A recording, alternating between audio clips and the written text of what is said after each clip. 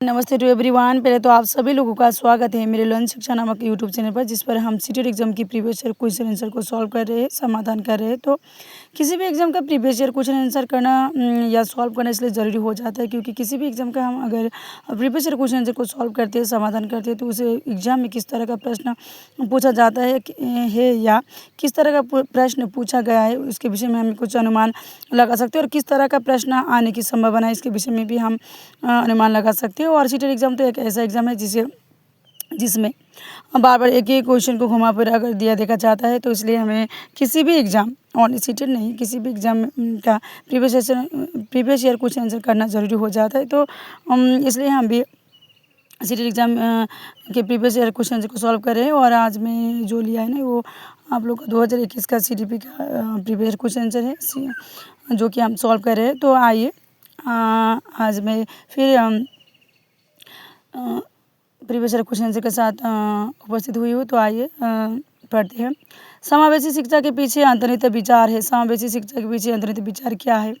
यहाँ पर आप लोग को 4 ऑप्शन दिया गया है। दार्शनिकता के सभी बच्चों को नियमित विद्यालय में समान शिक्षा पाने का अधिकार है। बच्चों को उनकी योग्यता के आधार पर पृथक करना, व्यावसायिक प्रशिक्षण का प्रारब्ध करना, बच्चों की अक्षमताओं के आधार पर उनकी सीमाओं की पहचान करने के लिए उन्हें नामांकित करना, या अलग अलग अक्षमताओं वाले बच्चों के लिए विशिष्ट शैक्षिक संस्थानों का प्रावधान करना। तो यहाँ पर सही ऑप्शन होगा आप लोगों का समावेशी शिक्षा के पीछे अंतर्निहित विचार है। दार्शनिकता के सभी बच्चों को नियमित विद्यालय में समान शिक्षा पाने का अधिकार है। प्रतिभाशाली और सृजनात्मक बच्चों की आवश्यकताओं को किस प्रकार संबोधित किया जा सकता है? यहाँ पर प्रतिभाशाली और सृजनात्मक बच्चों की आवश्यकता को किस प्रकार संबोधित किया जाता है? यहाँ पर होगा आप लोगों का जी हाँ, पहले तो हम 4 ऑप्शन देखेंगे। रटने पर आधारित परीक्षा देकर, चुनौतीपूर्ण कार्य निरस्ता दूर करने के लिए क्रियाकलाप देकर, या नंबर 3 में है वो प्रश्न देकर जिनमें अभिमुखी चिंतन की आवश्यकता है, और या 4 में ही प्रश्न हल करने के लिए विशिष्ट निर्देश उपलब्ध करा करते हैं। यहाँ पर प्रतिभाशाली और सृजनात्मक बच्चों की आवश्यकता को किस प्रकार संबोधित किया जा सकता है? यहाँ पर होगा आप लोगों का चुनौतीपूर्ण कार्य और निरस्ता दूर करने के लिए क्रियाकलाप देकर। और प्रतिकूल परिस्थितियों और वंचित पृष्ठभूमि वाले अधिगमकर्ताओं को संबोधित करने के लिए निम्नलिखित में से कौन सी पद्धति प्रभावशाली नहीं है? यहाँ पर नहीं है दिया गया है, तो यहाँ पर 4 ऑप्शन को देखना और भी ज़रूरी हो जाता है। वैसे तो चारों ऑप्शन को देखने चाहिए, और नहीं है में तो और भी हमें ज़्यादा ध्यान देना चाहिए ऑप्शन पर। तो आइए देखते हैं। कार्यकलापों के लिए सहयोगी समूह बनाना और विद्यार्थियों को एक दूसरे का समर्थन करने के लिए प्रोत्साहित करना। और नंबर 2 में अधिगमकर्ताओं के बातचीत करके उनकी आवश्यकताओं और उनके समूह का चुनौतियों को समझना, या अधिगमकर्ताओं को विद्यालय के बाहर ट्यूशन पढ़ने के लिए कहना, जिससे कि अध्यापक को उन पर अधिक ध्यान न देना पड़े, या विद्यार्थियों को संतुलित चुनौतीपूर्ण लक्ष्यों के लिए अभिप्रेरित करना, या और उपयुक्त शिक्षण सहायता उपलब्ध करना। तो यहाँ पर गौर करने वाली बात यह है कि नहीं है दिया गया है, तो यहाँ पर जो भी पॉजिटिव है या जो भी पॉजिटिव आंसर है ऑप्शन है उन्हें हमें नहीं चुनना है, और जो नेगेटिव है वही उसे ही हमें यहाँ पर चुनना है।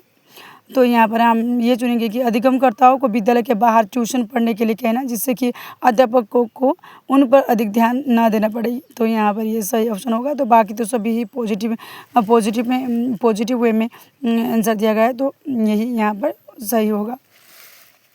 बच्चों के अधिगम में शारीरिक स्वास्थ्य और सांवेगिक अवस्था क्या है? एक अवस्था की भूमिका नगण्य है, का सांवेगिक अवस्था का कोई प्रभाव नहीं होता, या कि एक महत्वपूर्ण भूमिका है, या का कोई आपसी संबंध नहीं है। तो यहाँ पर होगा आप लोगों का बच्चों के अधिगम में शारीरिक स्वास्थ्य और सांवेगिक अवस्था की एक महत्वपूर्ण भूमिका है। तो शारीरिक संबंध और सांवेगिक अवस्था का एक बहुत ही महत्वपूर्ण भूमिका होता है शिक्षा में। तो कक्षा में अर्थपूर्ण अधिगम को प्रोत्साहित करने के लिए अध्यापिका को क्या करना चाहिए? तो यहाँ पर हम 4 ऑप्शन को अच्छे से देखेंगे, तो पढ़ेंगे।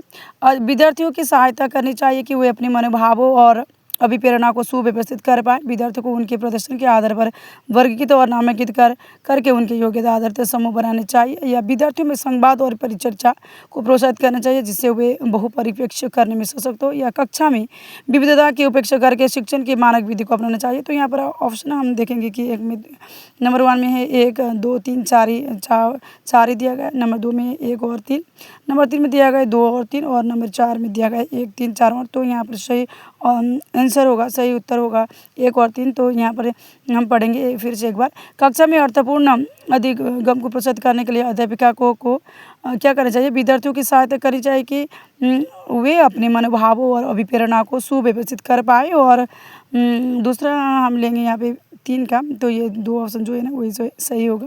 तो विद्यार्थियों में संवाद और परिचर्चा को प्रोत्साहित करना चाहिए, जिससे वे बहुपरिप्रेक्ष्य करने में सशक्त हो। तो यहाँ पे हमने चयन कर लिया है, 1 और 3 यहाँ पे सही उत्तर होगा। तो यही सही ऑप्शन है। तो इसी तरह का आप लोगों को, तो आज के लिए बस इतना ही। तो इसी तरह का आप लोग अगर previous year question answer CTET exam चाहिए और मेरी वीडियो देखकर अगर अच्छा लगा हो तो आप लोग मेरे चैनल को सब्सक्राइब कर सकते हो। ओके, धन्यवाद सबको।